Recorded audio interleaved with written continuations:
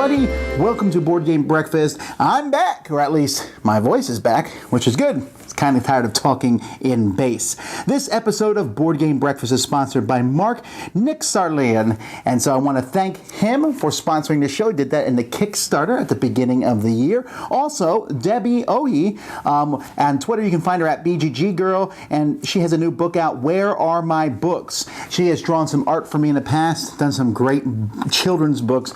Really great person. I look forward to seeing her again at Board Game Geek Con, which is on the way, but that is not what we're talking about today. Today we're talking about the Jack Vasel Memorial Fund auction.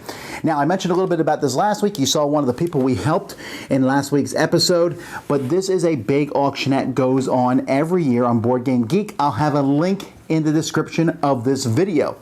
More importantly than that, there's different things in the auction. The first is I have a big box of games, and that's gone crazy price. I don't even know that I can match the value that that's at. But if you've ever wanted to play games with a Dice Tower gang, maybe after watching us you don't want to play games. Completely understandable. But we will meet you in Orlando. Now you would have to fly yourself in. Or drive yourself in, whichever way you can get there. We'll put you up though, and we'll have a game time with you, playing games with Dice Tower Gang, and also with Rich Sommer. You might know him from Mad Men, different TV movie spots, but he is a great and fun gamer to play games with. So he'll be there also.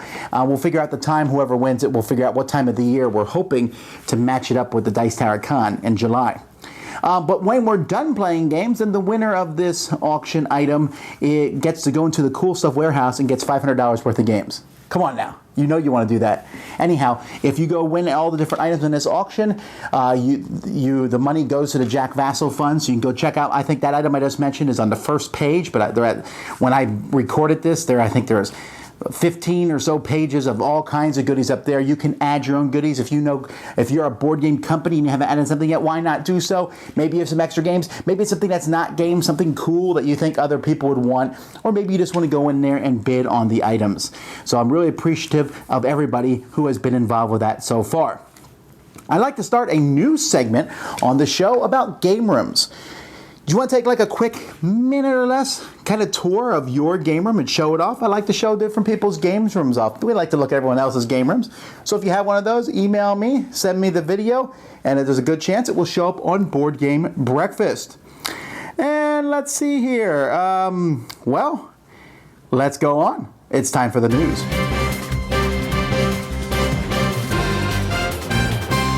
Released their quarter 3 report in which they made $1.47 billion, which $363.5 million of that was from their games category. Now, interestingly enough, their games category was down 8% last year. They said properties like Monopoly and such were going up, while properties like Magic the Gathering, though, had gone down. That's kind of interesting. I wonder what's going on there, considering it seems like board games as a whole is going up, but maybe because so many other board games are being bought from other companies that Hasbro itself is losing some ground. I don't know. They were kind of they're still touting Magic the Gathering and Monopoly, Twister, Are You Smarter Than a Fifth Grader, Scrabble Twister, Pie Face. So they're showing off these games, and then they seem pretty confident in the report. And you can go to dicetowernews.com if you want to see a link to that and read the report for yourself. Fantasy Flight has some new enhanced dials for X-Wing. These are kind of like plastic dials you can put in, and they just seem like they're easier and nicer to work with, so you can buy those. AEG told me that they are going to be making an expansion that's going to work for planes, trains, and automobiles. Oh, who would have thought? Anyhow, so we'll have bits and parts for each of those 3 games, which are apparently now a series. Upper Deck announced a Captain America expansion, a small box expansion for Marvel Legendary. I'm assuming we'll see Captain America and Winter Soldier and Falcon and who knows what else we'll see in there. Probably Baron Zemo or who knows. This will be a small one. It's for Captain America's 75th anniversary. They also talked about Versus, and they're going to be releasing an Alien set and a Predator set for Versus, and both of those will be completely compatible with the Marvel Versus.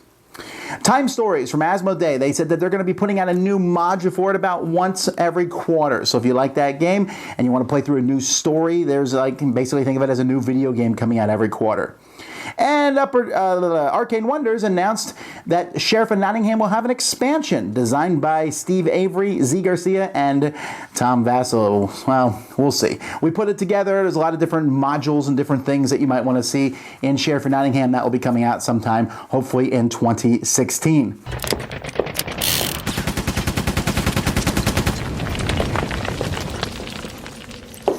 Hey folks, I'm Tom Vasel. Jason Levine. Today's question comes from Rohale, who says, there's been a few games that he's enjoyed immensely when he first purchased them, playing them multiple times in one session, but after a few weeks, he shelved them because of lack of replayability. A game that comes to mind is Istanbul. When he first played it, it was easily his favorite game of the year, top 5 games of all time, but the game didn't change enough for him to enjoy it beyond several playthroughs in a very short time. What games have you played that fit that same trend? You could go first. Well, first of all, you think about what you're gonna ask. I'm gonna say this. I would wonder, because you said this is your favorite game, top 5 games of all time, and then you said you didn't find enough variability in it.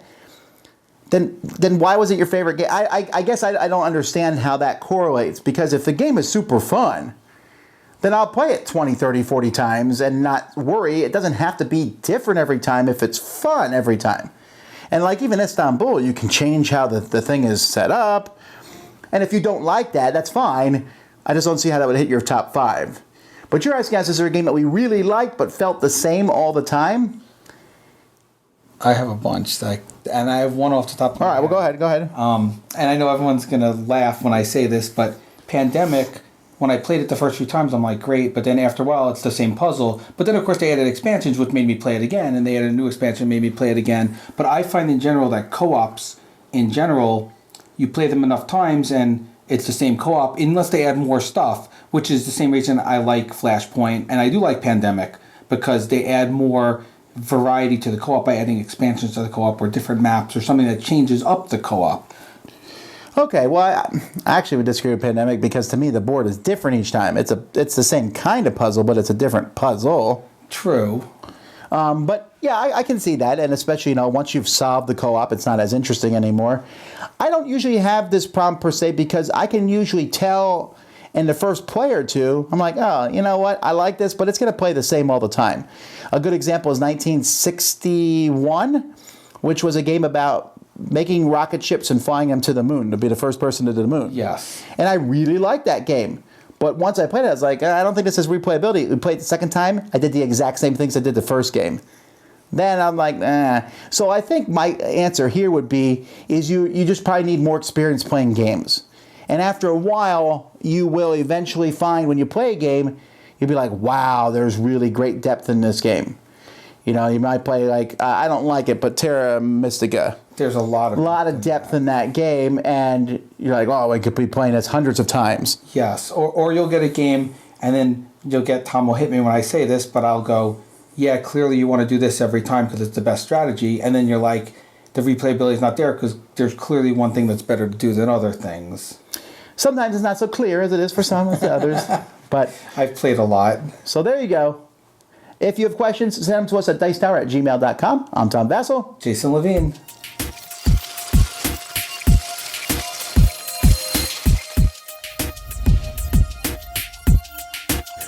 Welcome back to the internet. We are in the throes of our annual Dice Tower People's Choice Top 100 Games of All Time Redux, where I crunch the numbers and pass my findings on to you, my friends. Last week, we discussed the comparison between the People's Choice and the Board Game Geek voters list that gauges just the number of votes that a game has received, rather than any kind of qualitative ranking. Now, last year when we looked at the Geek voters list and the People's Choice list, they shared 9 out of the same top 10. However, this year, it's dropped, and they only share 5 out of the same top 10. Particularly notable from the Cult of the New standpoint is that 3 games from 2014 actually appeared in the top 10. So I posited if this indicates that we are truly guilty of becoming Cult of the New. They're a crazy religious cult. Well, the answer is actually no. If the People's Choice is any kind of indicator, we are actually just as Cult of the New as we've ever been. Call themselves a cult. The average release year for games on the People's Choice has always been about 6 years in the past. In 2012, the average game year was 2005. The next year it climbed to 2007, then 2008. This year, it continued that trend, and the average game for the 2015 list was 2009. This is particularly remarkable that each year more and more games continue to come out, so there's more of a chance for newer games to, for lack of a better term, dilute the people's choice. Or if you will, more a chance for us to get abducted by this cult of the new. Oh, listen, you've been abducted. But nope, we are staying strong and only becoming 1 year cultier every year. What kind of a snobby, stuck-up cult is this? On the other end of the spectrum, only 5 games on the list predate 2000, but they're not the same 5 games as last year. Settlers, Survive, and Magic held strong, while Robo Rally and El Grande gave way to Lost Cities and Apples to Apples. It's interesting stuff, and it's a great way to take the pulse of the Dice Tower Nation. But are we finished talking about this? No. In fact, we're just getting started. Or, more accurately, we're 2 episodes in. See you next time. Hi, this is Berkey from Board Game Theater, and we just finished playing Blood Rage. I love this game. We did it on Board Game Theater with Lance Meister, the Undead Viking, and we had so much fun. We got a couple little clips here just to give you a little taste of it so you can enjoy our shenanigans as Vikings. And nobody likes Fluky. For my quest, I have completed all 3. A glorious death for my warriors in Valhalla. Control in Alfheim and in Mannheim. That will give me a total of 16 glory. 16 glory. And 3 stats. Nobody likes you, Fluky. The gods do. Why do they keep saying that, Helga? That nobody likes me? You like me, don't you? And I like me. The gods, they like me. And the fisherman, he likes me. I hope you enjoyed our shenanigans as Vikings. One thing about this community that I love so much, it's a very generous, very tight-knit community. And the Jack Vasel Memorial Fund is just like that, helping out gamers that are in need. Many of you know about this. You can go to Board Game Geek and find out all the wonderful things that are being auctioned. And we want to give back in a way where you, if you win the auction, you can actually come on our show and be a guest participant in one of our Board Game Theater episodes. We've had Marty from Rolling Dice and Taking Names, Suzanne Sheldon, Barry Dublé, a part of our Star Realms. We had Lance Meister, the Undead Viking, help with Blood Rage, and you can be a part of that too. We can raise a bunch of money to help people in need, but also have a lot of fun. Well, with that, this is Berkey from Board Game Theater. Thanks for listening, and let the games begin.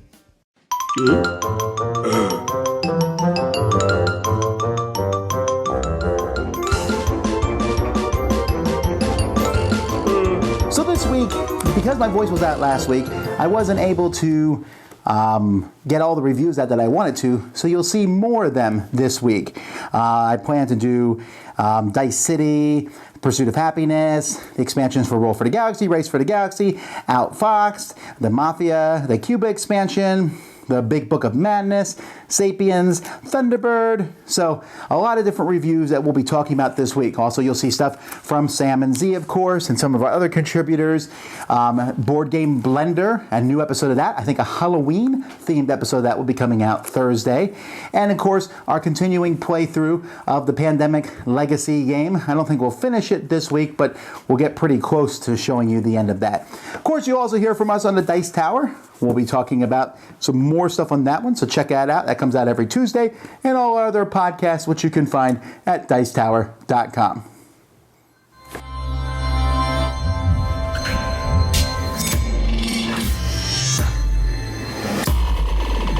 Hello, Chaz Marler from Pair of Dice Paradise here, and my previously scheduled segment, Games to Play While Waiting for a Microwave Burrito to Cook, will have to wait because I received a question. It's Zularetto, by the way.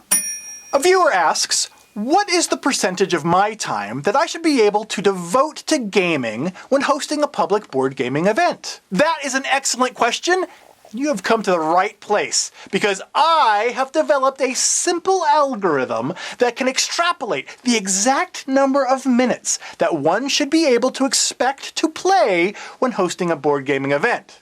It's simple. First, we take the number of hours necessary to complete a typical heavy Euro, divide the number of attendees, adjust for potential light filler games that may show up, and there we have it. The answer is 0! When hosting a public gaming event, you should go in expecting to play nothing. You may get lucky and get in a game or two, but a host needs to understand that they have other obligations. Otherwise, here's what can happen. Recently, I attended an open gaming event in my town. There were about a dozen people in attendance, and soon everyone, including the host, was participating in one of the 4 different games that were in full swing. Then, a stranger walked in. The gamers at my table greeted them, made a little small talk, and then the newcomer milled around the room, looking to see what others were playing and just kinda awkwardly spectating. Eventually, a game finished and someone from that game invited them to play a filler till more people became available. But by then it was too late. The newcomer was already feeling pretty awkward and unwelcome, so they discreetly excused themselves, never to return. What did the host do during all of this? Nothing, just kept playing. If you're hosting a gaming event, realize that it's going to take substantial work to generate a welcoming environment. That guy that walks in late to find the room filled with people who are already gaming, he's not going to feel like they're interrupting, but like they're invading your social clique. That's why, when you're hosting, prepare yourself for the possibility of not playing any games at all that day. And if you do, be prepared to drop out at any time to assist someone who walks in late or even someone who gets eliminated early and just feels displaced. Be conscientious of it. And you may not always succeed, but simply making the effort can make the difference between someone who discovers a new hobby and makes new friends and one who simply disappears.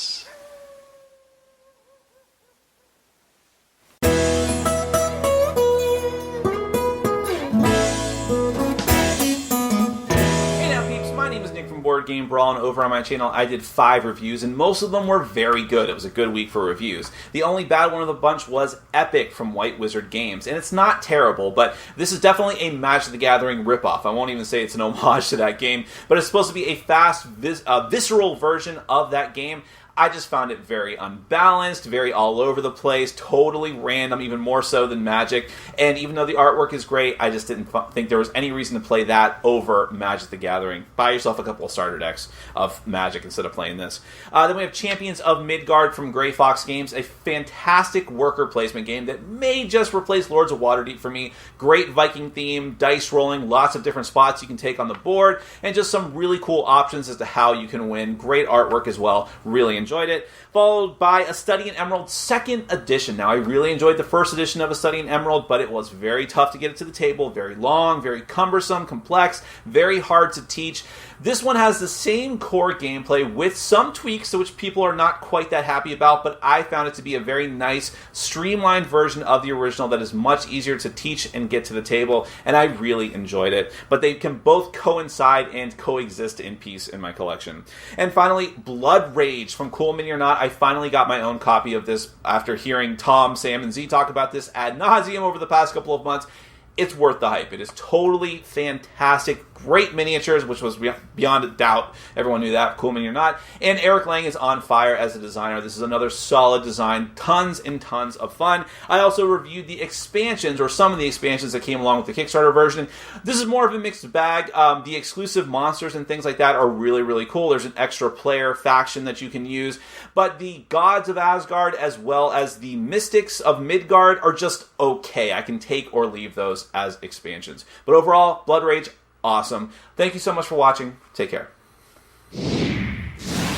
Hello my friends, it's the Game Boy Geek here. Last week I reviewed Wonky, which essentially is a dexterity game with some strategy card play. It's not deep strategy but light, enough to make me replace Jenga with it because instead of the thing knocking down once per game, it knocks down multiple times and you actually have some control as to what's happening. Fun little dexterity game there. Castles of Mad King Ludwig is one that I enjoyed, although at the end I still like Suburbia better. due to sort of the more AP prone, style of castles with that with the Master Builder. Excellent game. I can see why people like it, but for me, I still prefer Suburbia. Then I did The Secrets, which was the expansion for Mad King Ludwig, and I loved this. It added a lot of new things to the game without adding a lot of complexity, makes the game more enjoyable. Next is TikTok. It's a party game where you're rolling dice. These dice have letters on them, and your team is rushing to fill out this card of these different letters, and then you're swapping, and the other team has to guess your words, and only using the time that you basically used to write down the words. Very fun. It's a traditional type party game, but a lot of fun. Check that one out. TikTok. I kept that one. Timeline Challenge. Ooh, this took the base normal game of Timeline and put it into a full-fledged trivia game, and it is excellent. You can add all your timeline sets to it. It even comes with its own cards. Great game, check that one out. And then finally, I did Pandemic Legacy. Of course, I really did enjoy this one. The Legacy thing isn't necessarily for me, as I'm always playing new games. I'm never going to always play all 24 or 18 games of that. I might get through this one, but for me, definitely excellent. I think everyone should at least play it once and check out if you haven't played Legacy before. That's what I did last week. Hey everybody, 3 games reviewed for you this week. First one is the big one, Pandemic Legacy. Give this a 10 out of 10. I did 2 videos, one without any spoilers and then one with complete spoil everything. Definitely my game of the year. The year's still out, but I don't see anything replacing this. It's amazing, just a one-of-a-kind experience. You gotta check it out. Next one is Dogs of War, a game from last year. Very overlooked for the most part, and I was very sort of surprised at how much I really enjoyed it. Sort of a Euro game with cool minis and all kinds of crazy stuff, and a really interesting style of gameplay. And finally, the last game is The Grizzled, which is another sort of like Enigma type of game, also a cool mini or not game. Very curious card play. Reminds me of Hanabi in a lot of ways, where you're sort of like giving tells to your friends and your teammates trying to survive through the trenches of World War I. Okay. Thanks. Hey folks, this week I was able to review 4 games, and I also did one other Battling Brushes video with Rob. We'll talk about that in just a moment. This week I was able to review this new Kickstarter success called Runecast. It's a cooperative dice rolling Viking game, so check out that review. I was also able to do a review on this old classic. It's called Ark of the Covenant, and it's basically a biblically themed Carcassonne, but the theme isn't too heavy. It's actually got some pretty neat little twists and nuances from the Carcassonne system, so check that out. And I was also able to review this little guy, Colony Wars. It's a standalone expansion for Star Realms. Has a couple of new things that the cards allow you to do. So check out that, and it's a new entry point, and then 80 more cards. So check that out. And then I was also able to review this monster, Shadows over Normandy, brand new from Essen, and it is a standalone expansion to the Heroes of Normandy battle system, where there is a Lovecraft injection into that system. So check that out. Introduces a 3rd faction and 3 players. So check that out. And then we were able to, Rob and I continued our Battling Brushes video, where we are painting the miniatures of this bad boy right here, and we are going to auction this off for the Jack Vasel Memorial Fund that's going on right now. Ahoy there, YouTube! I'm Forrest from Powers Game Corner. This is my weekly review. The first game I checked out was Mumbo Jumbo. This is a team-based party game in which you're going to be trying to get your team to answer questions in a variety of different ways. Now, the intriguing thing about this game is the amount of time you have to do that is how long you can spin a spinner inside of the box insert. Unfortunately, the score system is completely broken, but if you get past that, it's a fun little game. Next, I checked out Munchkin Oz. This is a standalone / expansion of Munchkin. It's very simple. If you like Munchkin, if you like Wizard of Oz, this is a great game. It's got no new rules, it's got some cool classes, and some great sense of humor. But if you don't like Munchkin, go get a bagel. Last but not least, I checked out Marital Bliss. This is a 2-player card game for people in committed relationships that is going to take place over a week. At the beginning of the week, you're going to pick out your own unique reward, and then you're going to get some secret objective cards. Those secret objective cards will say things like give someone a back rub, massage their feet, call them at work, things like that. Throughout the week, you're going to be trying to complete those objectives in order to gain points. But the catch is your significant other is going to be able to call you out when you're doing nice things. And if they're correct, you're going to lose your card and get no points. But if they're wrong, they're going to lose a point. Highly recommended. If you enjoy what I do, please be sure to follow me on MySpace. People, last week I reviewed 7 games. Here we go. First one, Hostage Negotiator, a solitaire dice chucking game. I was not really a fan of it. Too much luck for me. Next up, Motto. This is a light family card game. Really pretty, very bright, very simple. I think I'll hang on to it at least for a little bit. I don't know about the legs on that one, though. Next up, Game of Trains. This is a lot like that other game. It's a family game. I think this one has the longevity that the other one's missing. It's a lot like Racco, actually, the old classic. Next up, Camel Up Super Cup, the expansion to Camel Up. I like it as much as I like the base game. If you played that a lot, definitely I recommend it. Next up, Motainai. Motainai, the game from Carl Chudik, a lot like his Glory to Rome. I like this one better. It's simpler, but it's streamlined. I like it. Next up, Three's a Crowd, or whatever that says in German. And this one is also a card game for families, but this one definitely is going to go into rotation for me. I like it a lot. And then lastly, Imperial Settlers Atlanteans expansion. Very cool stuff, especially recommended for advanced players, people who've played that game a lot. All right? And that's it for me. I will see you next time. Hi, welcome to Painting 101. I'm Rob Warren. Today we're not going to be painting anything, but we're going to be talking about the Jack Vasel Memorial Foundation auction that's going on Board Game Geek. This is a foundation that I've been very, very passionate about and very involved in over the years. It means a lot to me to help others and to make a difference in people's lives. And I think we all can do that if we all chip in. We're a wonderful community, especially the Dice Tower community. This year, with no exception, I'll be donating. Along with Sam and myself, Sam and I are actually donating, of course, our Imperial Assault. As well as in February, we're going to make it the winner's choice. Whoever wins the auction gets to pick the game. We buy it, paint it, ship it, play it, and mention you throughout the month. Also, on a personal level, I'll be doing Forbidden Stars. I done it for the auction at the Dice Tower Con. You could find the link here to my YouTube page, and you could actually see how they came out. Also, I'm doing Blood Rage. There'll be another link below here. You can go there and you can look at all the figures. And if you enjoy them, please bid on them. If it's popular enough and if you guys want, I'll put up and do a second copy of Blood Rage. It means a lot to help others. The world's dark enough, and being somebody that loves to paint, I like to bring color and life into people's hearts. It's important to me to help others and make a difference in people's lives and bring happiness. And I hope you guys will help me contribute and make a difference. Till next time, I'm Rob Warren. Thanks for watching Painting 101. Hello, Internet, and welcome to The Gameplay with your host, Andrew Cohen. In this series, I will be discussing various gaming topics from a younger perspective. A few of these topics might be games that have worked well with me and other kids my age, games that have worked well with my family, specifically my 10-year-old brother and 6-year-old sister, discussing my personal experiences with game design, and discussing the crossover between video games and board games. But first off, I will give you a little bit about my background. I am 13 years old, and I have been playing hobby games for around 6 to 7 years. I have played a lot of games. For the past few years, my dad and I have created a list of our top 100 games inspired by Mr. Vasel. To give you a sense of what kind of games I like, I'll quickly run through my top 5 right now. If you are my age or have kids my age, these might be some good games to explore. Number 5 is Glenmore, a cool city building tile placement game by Rio Grande Games. Look out for the new space-themed reprint, Loon Architects. Number 4 is Kingsburg, a fantasy-themed dice worker placement game by Fantasy Flight. This game is really good with this expansion. Number 3, which is a little bit of a surprise, is from Hasbro of all places, Star Wars Risk.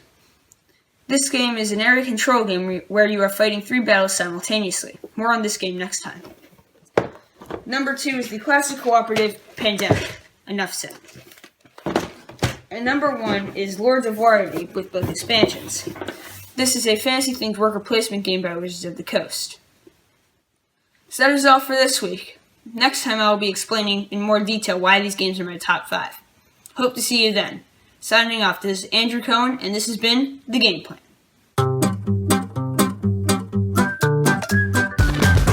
This past week, I went to the GTS Distribution Game Trade Day. Now, what this type of thing is, these are run by the different companies. Alliance has one, Southern Hobby. There's different distribution companies who the publishers sell their games to, then these guys distribute them to stores. Now, I was at the GTS Game Trade Day, and so what happened was they're one of the largest distributors.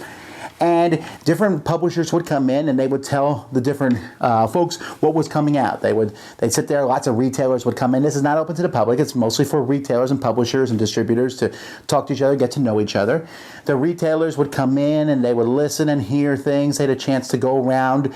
There was sections where there were booths where the different folks could go around and look and see some of the products. This isn't like don't think like Origins or Gen Con, where they're selling lots of product. Not really. They're kind of just showing off some of the games that they had there, and then you could see these games and as a retailer and decide if you want them in your store or not.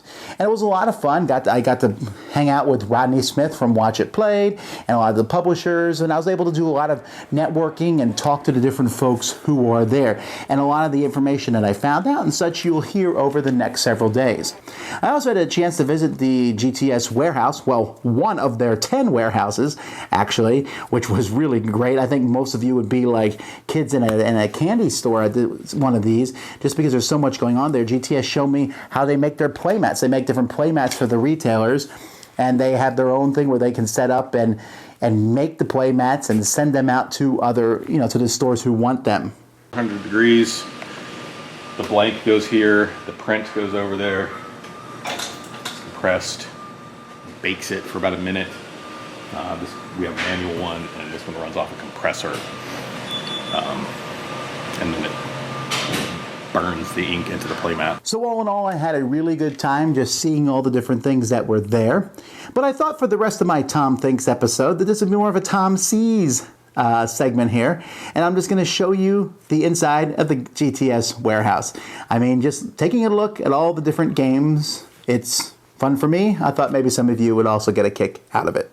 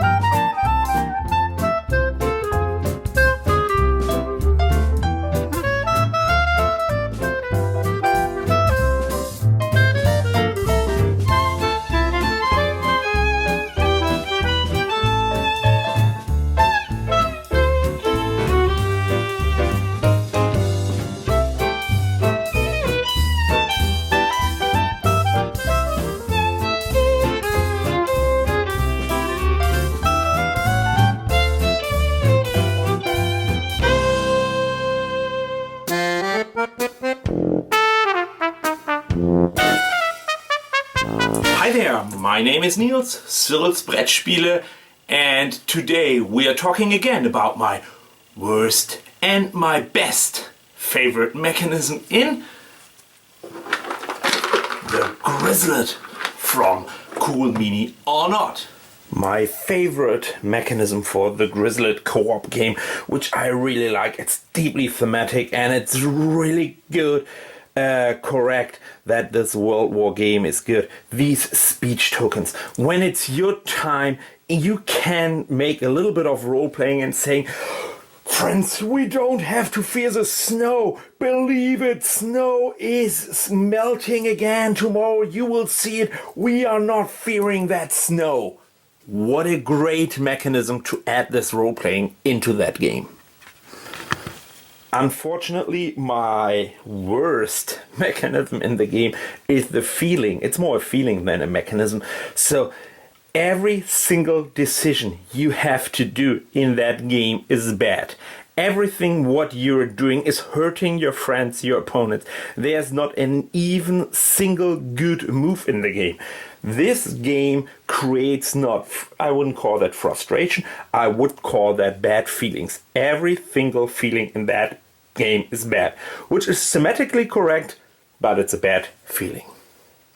And again, please send me a message, an email, comments, whatever you want, and tell me about your personal favorite and worst mechanism. This was another episode of the best and the worst mechanism with the Grizzled, my personal best and worst mechanisms. So see you next time. Cyril's Brettspiele. My name is Niels. Bye bye.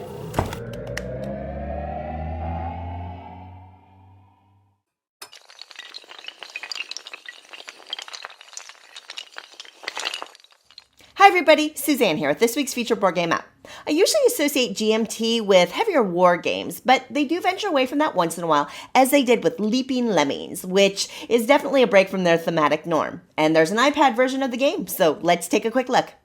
I have to admit, I've never loved the Lemmings theme for a game. I always felt kind of sad for those little rodents. And in Leaping Lemmings, indeed, your goal is to amass the most victory points by ensuring you drive as many of your lemmings over the cliff's edge while avoiding being eaten by the eagles. There are cards that drive movement points and provide special abilities, and players take turns controlling the eagles, which adds a nice bit of strategic heft to the game. Overall, I was happy with the Leaping Lemmings game on the iPad. The rules are laid out well and do a good job of giving an overview of the game, although I do wish they were chaptered. Thankfully, the tutorial is also pretty strong, and there are on-screen tips as you go. They're not always perfectly contextual, but I think they're helpful overall. There are 2 AIs, with the easy being pretty easy, but hard being a little bit better. But you can also adjust how the game plays out by adjusting the number of players on the board, because that makes a pretty big difference. Unfortunately, there are a few features missing that I really wish this game had, including online play, screen zoom, an undo button, and multiple game saves. But all that said, when it comes right down to it, I like playing Leaping Lemmings on the iPad. It's far from a perfect app, but for me, the gameplay is engaging enough to help overcome some of its pitfalls. This game is one solid update away from being a top-tier app. But for now, I can definitely say take a closer look at Leaping Lemmings. I know I'm glad I gave it a try.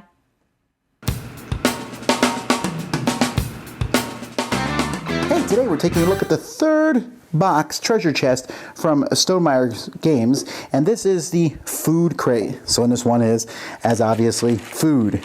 Now in this they have coffee beans, and someone said to me, why don't they just put real coffee beans in? Because you don't always want everything to smell like coffee. But these actually do look just like coffee beans. They got bread, they got meat here. The meat looks pretty good. I like the look of it a lot. I'm not sure. I don't know. It's good. We got bags here of meal or corn. Oh, well, speaking of corn, we got corn pieces. And then we got crates here, which could be food or they could be used for other things. So what games could these be used in? Well, obviously the corn. If you like Zulkin, you're obviously going to want to stick this corn in Zulkin. It looks really good. Maybe food for Agricola or Caverna, or maybe just a game with different resources. There are several games that have coffee as a resource. We talked about using these for Puerto Rico because it has coffee and corn. I'm not sure. I'm not sure I'd want to use these over the hexagons there just because of the way they fit in spaces and such. But maybe you would like that. So anyway, if you think that these could fit in games, they're really good. I think the crates are actually my favorite in this set. I just like how these crates look. There's many games that have some kind of crate or something. Even like miniature games these might work in as things for people to hide behind. But anyhow, this is another great set here from Stonemaier Games. I highly recommend it. Hello, Internet. Wayne here. October has begun, and that means the time of monsters is at hand. So, we thought maybe, take a look at some spooky games.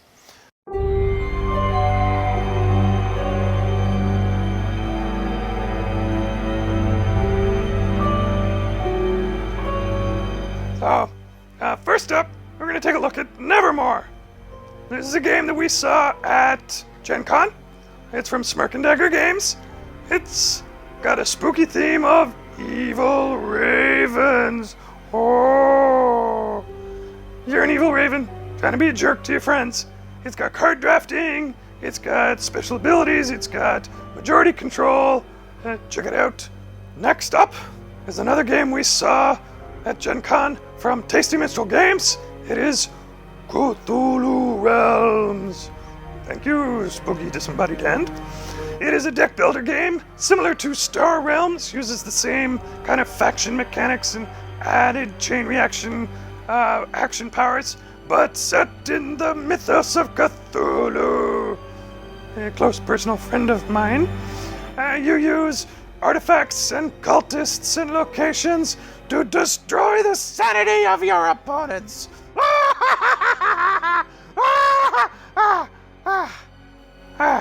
Yeah, okay, next. Let's take a look at graveyards, ghosts, and haunted houses. From Rather Dashing Games, this is a tile placement game where players are trying to create areas on the board of large quantities of their color of ghost.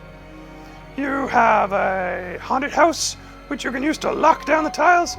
You have fancy tokens that you can use to score extra points or cost your opponent's points. No matter what you do this Halloween, be careful, because the monsters are after you.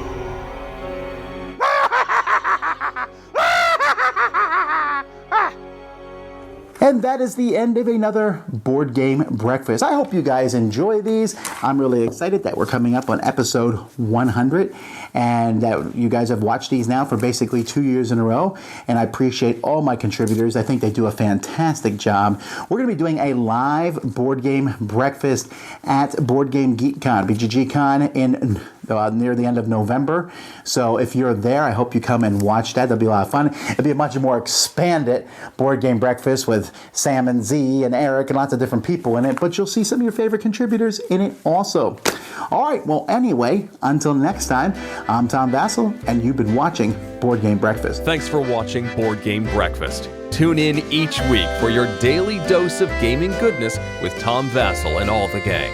Until next time, I'm Eric Summerer, and you've been watching Board Game Breakfast, a Dice Tower production, sponsored by Cool Stuff Inc., an amazing place to buy board games. Cool stuff in stock at CoolStuffInc.com.